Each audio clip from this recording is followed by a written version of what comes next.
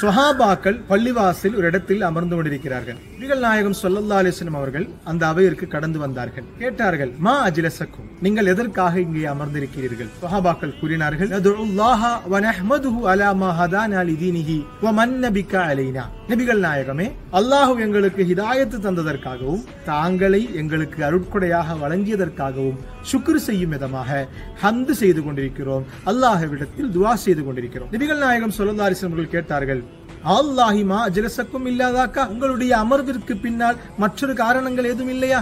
அல்லாஹ் மீதானையாக மற்ற எந்த காரணமும் இல்லை. நபிகள் நாயகமே ஸல்லல்லாஹு அலைஹி வஸல்லம் சொன்னார்கள், ஜிப்ரீல் அலைஹிஸ்ஸலாம் என்னிடத்திலே வந்து சொன்னார்கள், உங்களை பற்றி அல்லாஹு மலக்குமார்களிடத்திலே பெருமையாக கூறுகிறார். நபிகள் நாயகத்தை அருட்கொடையாக கிடைத்ததின் காரணமாக சுஹாபாக்கள் நன்றி செலுத்துகிறார்கள். இந்த ஹதீஸ் முஸ்னத் அஹ்மதிலும் தொபரானியிலும் அபுல் ஈமானிலும் சுனனுன் நசாயிலெல்லாம் பதிவு செய்யப்பட்ட ஹதீஸ்.